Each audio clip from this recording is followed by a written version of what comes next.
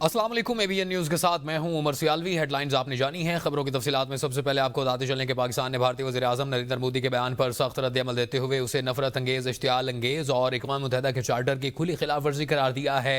दफ्तर ख़ारजा के तर्जुमान शफ़क़त अली खान के मुताबिक ये बयान न सिर्फ बैनुल-अक़वामी क़वानीन की मुनाफ़ी है बल्कि ख़ित्ते के अमन और इस्तेहकाम के लिए भी संगीन ख़तरा है। तर्जुमान ने कहा कि मोदी का बयान मकबूजा जम्मू और कश्मीर में जारी भारतीय रियासती मज़ालिम से तवज्जो हटाने की एक कोशिश है। पाकिस्तान अमन का हामी है मगर अपनी खुद मुख्तारी और कौमी सलामती पर किसी किस्म का समझौता नहीं करेगा। दफ्तर ख़ारजा ने भारत पर मजहबी इंतहा पसंदी, अक़लियतों के इस्तेहसाल और अदम बर्दाश्त के फ़रोग़ का इल्ज़ाम आयद करते हुए आलमी बरादरी से मुतालबा किया है कि वो भारतीय क़यादत की इश्तियाल अंगेज़ पॉलिसियों का नोटिस ले।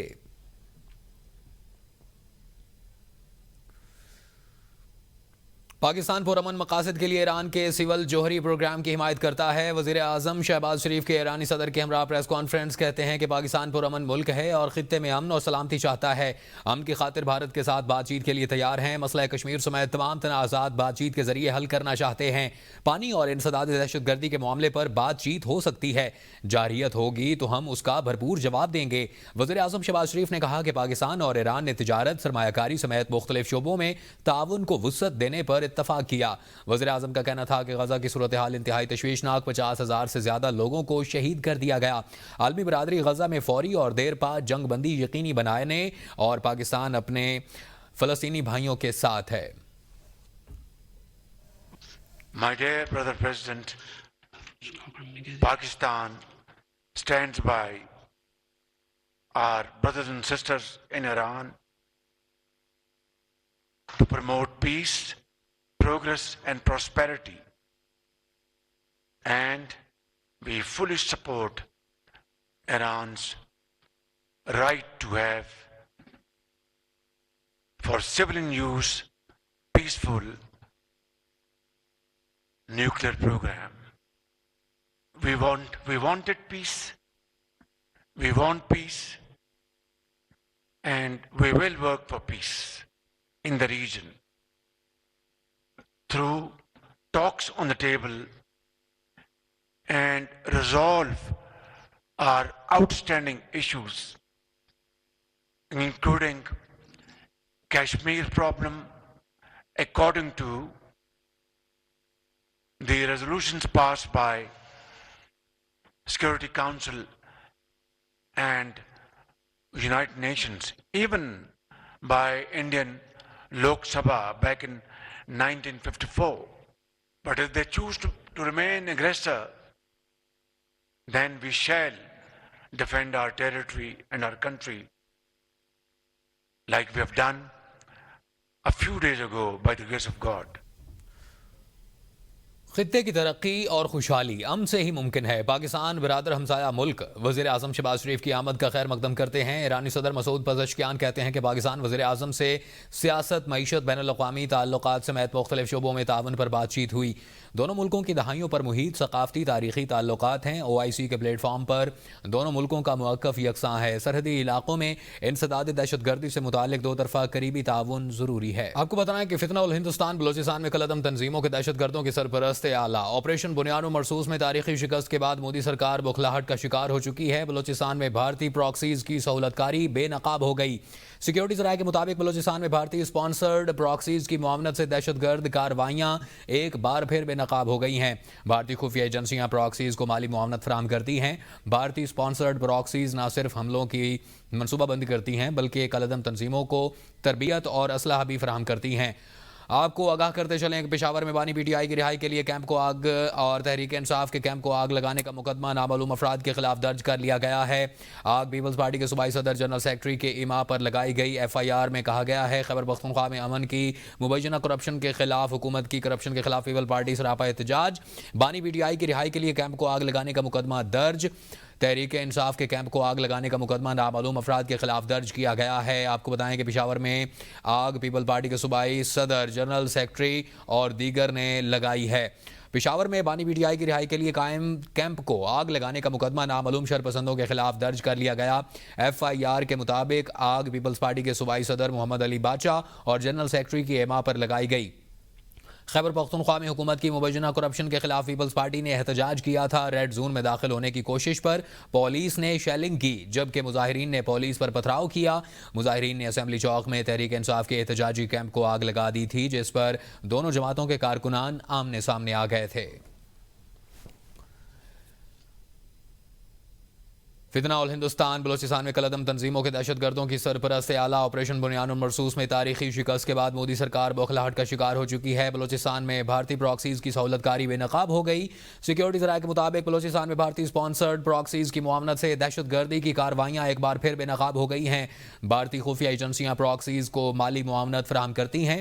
بھارتی سپانسرڈ پراکسیز نہ صرف حملے کی منصوبہ بندی کرتی ہیں بلکہ کالعدم تنظیموں کو تربیت اور اسلحہ بھی فراہم کرتی ہیں۔ بھارتی سپانسرڈ پراکسیز کالعدم تنظیموں کے علاج معالجے کے ساتھ ساتھ سرکاری روابط بھی قائم ہیں۔ بھارتی حکومت کے ساتھ ساتھ بھارتی میڈیا بھی دہشت گردی کے پشت پناہی میں پیش ہے۔ پاکستان میں دہشت گردانہ حملوں کی خبر سب سے پہلے بھارتی میڈیا دیتا ہے۔ دہشت گردانہ حملے کی خبر بھارتی ذرائع ابلاغ کے اکاؤنٹ سے جاری ہوتی ہے، جسے بھارتی میڈیا پروپیگنڈے کے طور پر استعمال کرتا ہے۔ بھارتی چینلز کے اینکرز کا حکومت کو مشورہ: کالعدم تنظیموں کا دفتر دہلی میں ہونا چاہیے۔ وفاقی دارالحکومت میں زرعی انتظامیہ کا غیر قانونی انڈور شیشہ کیفوں کے خلاف کریک ڈاؤن جاری ہے۔ اسلام آباد میں مزید 16 شیشہ کیفے سیل، 22 افراد گرفتار کر لیے گئے، 2 مقدمات درج۔ اسسٹنٹ کمشنر شالمار نے E11 کی کارروائی کرتے ہوئے 6 شیشہ کیفے سیل کر دیے۔ F10 اور F11 میں دوران کارروائی 3 افراد کو گرفتار کر لیا گیا اور AC انڈسٹریل ایریا کی جانب سے I8 میں 3 کیفے سیل اور 4 افراد کو گرفتار کر لیا گیا۔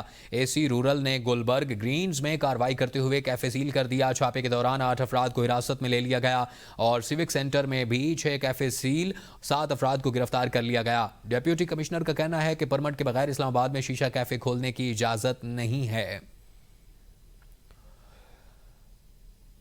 مانسیرا میں کوہ ٹنگلائی کے جنگلات میں لگنے والی آگ پر 10 گھنٹوں کی جدوجہد کے بعد قابو پا لیا گیا۔ ریسکیو آپریشن میں محکمہ جنگلات، ریسکیو اہلکاروں اور پولیس عملے نے حصہ لیا۔ سرکاری جنگل میں نامعلوم وجوہات سے لگنے والی آگ وسیع رقبے پر پھیل گئی تھی۔ دشوار گزار پہاڑی علاقوں میں آگ پر قابو پانا مشکل تھا، لیکن محکمہ جنگلات اور پولیس تھانہ بٹل کے اہلکار طویل جدوجہد کے بعد آگ پانوں میں کامیاب ہو گئے۔ آپ کو بتائیں کہ سرکاری جنگل میں نامعلوم وجوہات پر آگ لگ گئی تھی، جو کہ وسیع رقبے پر پھیل گئی تھی۔ 10 گھنٹوں کے مسلسل جدوجہد کے بعد آگ پر قابو پا لیا گیا ہے۔ کوہ ٹنگلائی کے جنگلات میں لگنے والی آگ پر قابو پا لیا گیا۔ 10 گھنٹوں کے مسلسل جدوجہد کے بعد آگ پر قابو پایا گیا ہے۔ سرکاری جنگل میں نامعلوم وجوہات سے لگنے والی آگ وسیع رقبے پر پھیل گئی تھی۔ بات کریں گے اسرائیلی جارحیت کی، تو یونان کے فنکار بھی اسرائیل کی جارحیت کے خلاف آواز بن گئے۔ یونانی پارلیمنٹ کے سامنے ہونے والے ایک منفرد موسیقی پروگرام میں نامور گلوکاروں نے اپنے گیتوں کے ذریعے فلسطینیوں کے ساتھ یکجہتی کا اظہار کیا۔ یونانی گلوکاروں نے بھی اسرائیلی جارحیت کے خلاف آواز بلند کر دی۔ ایتھنز میں واقع یونانی پارلیمنٹ کے سامنے خصوصی پروگرام کا انعقاد کیا گیا، جہاں یونان بھر سے آئے نامور گلوکاروں نے فلسطینی عوام سے یکجہتی کے لیے اپنے گیت پیش کیے۔ پروگرام میں شریک ہزاروں افراد نے فلسطینی پرچم اور احتجاجی بینرز اٹھا رکھے تھے، جبکہ فری فلسطین اور فری غزہ کے نعروں سے فضا مسلسل گونجتی رہی۔ ہزاروں افراد کی موجودگی میں گونجتے نعروں اور احتجاجی ترانوں نے فضا کو فلسطین کی آواز بنا دیا۔ پروگرام کے اختتام پر یونان میں فلسطین کے سفیر نے خطاب کرتے ہوئے یونانی عوام اور فنکاروں کا شکریہ ادا کیا۔ میلبرن کے نارتھ لینڈ شاپنگ سینٹر میں چاقو زنی کا واقعے کے بعد 2 نوجوانوں کو گرفتار کر لیا گیا۔ حکومت شاپنگ سینٹر کو عارضی طور پر بند کر دیا۔ 25 مئی کو میلبرن کے نارتھ لینڈ شاپنگ سینٹر میں 2 حریف گروہوں کے درمیان چاقو زنی کا واقعہ پیش آیا، جس کے نتیجے میں شاپنگ سینٹر کو لاک ڈاؤن کرنا پڑا۔ واقعے میں تقریباً 10 افراد ملوث تھے، جن میں سے کچھ نے چہرے ڈھانپ رکھے تھے اور بڑے چاقوؤں سے لیس تھے، اور اس جھڑپ کے دوران ایک 20 سالہ شخص شدید زخمی ہوا اور اسپتال منتقل کیا گیا، جبکہ 2 نوجوانوں جن کی عمریں 15 اور 16 سال ہیں کو گرفتار کر لیا گیا۔ پولیس کے مطابق یہ واقعہ ممکنہ طور پر پہلے سے منصوبہ بندی تھی اور اس میں ملوث افراد ایک دوسرے کو جانتے تھے۔ واقعے کے دوران شاپنگ سینٹر کے عملے نے فوری طور پر حفاظتی اقدامات کیے اور پولیس نے 6 منٹ کے اندر موقع پر پہنچ کر حالات کو قابو میں لے لیا۔ یونان میں پاکستان کے سفیر عامر آفتاب قریشی ان دنوں یونانی حکام سے مسلسل ملاقاتوں میں مصروف ہیں، تاکہ پاکستان اور یونان کے درمیان تعلیمی، سفارتی اور باہمی تعاون کو مزید فروغ دیا جا سکے۔ ایتھنز میں یونان کے جنرل سیکرٹری برائے اعلیٰ تعلیم پروفیسر دیمیترس سے ملاقات کی، جہاں تعلیم کے شعبے میں اشتراک، پاکستانی طلبہ کے لیے تعلیم کے مواقع اور مشترکہ منصوبوں پر تبادلہ خیال کیا گیا۔ سفارت خانہ پاکستان ایتھنز ہر ماہ کے پہلے اتوار کو عوام کے لیے کھلا رہتا ہے تاکہ یونان کے دور دراز علاقوں میں مقیم پاکستانیوں کا کام میں کوئی حرج نہ ہو اور وہ اتوار کے روز بھی اپنا کام کروا سکیں۔ ہر ماہ ایک مرتبہ پاکستانی سفارت خانہ میں کھلی کچہری کا بھی انعقاد کیا جاتا ہے۔ پاکستانی ہائی کمیشن لندن کی جانب سے معذور عمر رسیدہ افراد اور بچوں سمیت خواتین کو ان کی دہلیز پر نادرا کارڈ کی سہولیات کی فراہمی کے تسلسل میں لندن کے نواحی علاقے ایلزبری میں نادرا سرجری کا انعقاد کیا گیا۔ تقریباً 150 سے زائد افراد کے نادرا کارڈ پروسیس کیے گئے۔ کمیونٹی کا ہائی کمیشن سے اظہار تشکر۔ مزید تفصیلات بیورو چیف ساجد عزیز کی رپورٹ میں۔ Overseas Pakistanis welfare council OPWC، Islamic centre Aylesbury اور کونسلرز فورم کے باہمی تعاون سے لندن کے نواحی علاقے ایلزبری میں نادرا سرجری کا انعقاد کیا گیا۔ نادرا سرجری انتظامی کمیٹی میں صدر OPWC چودھری ظفر اقبال، کونسلر وحید اور ان کے ساتھی شامل تھے۔ انتظامی کمیٹی نے نادرا سرجری کے تمام انتظامات رضاکارانہ خدمات سر انجام دیتے ہوئے کیے۔ کمیونٹی سے ایڈمن کی مد میں کوئی اضافی چارجز وصول نہیں کیے گئے۔ چیئرمین OPWC نعیم نقش بندی، مرکزی صدر OPWC حاجی عابد حسین، صدر کونسلرز فورم ساؤتھ کونسلرز کیسر چودھری سمیت دیگر کمیونٹی رہنماؤں نے بھی نادرا سرجری کا دورہ کیا اور پاکستانی سفارت خانہ لندن کی جانب سے کمیونٹی کے لیے سہولیات کی فراہمی کی تعریف کی۔ صدر OPWC ایلزبری چودھری ظفر اقبال سمیت دیگر رہنماؤں نے high commissioner doctor Muhammad Faisal, deputy high commissioner Haseeb bin Hafeez, incharge community and councillor affairs Jawad Ali Chattha, manager NADRA London Syed Nofil Hussain اور نادرا ٹیم کا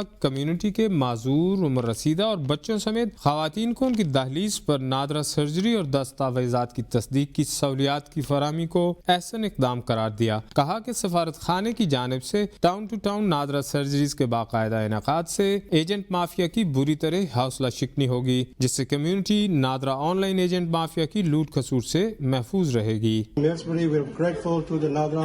for providing this facility for people who are disabled. There are a lot of people who are senior citizens. We really appreciate that. We like this service to continue. There are a lot of people who are duplicating this. First of all, by thanking the High Commission and the team for NADRA for providing this service to our community in Aylesbury today.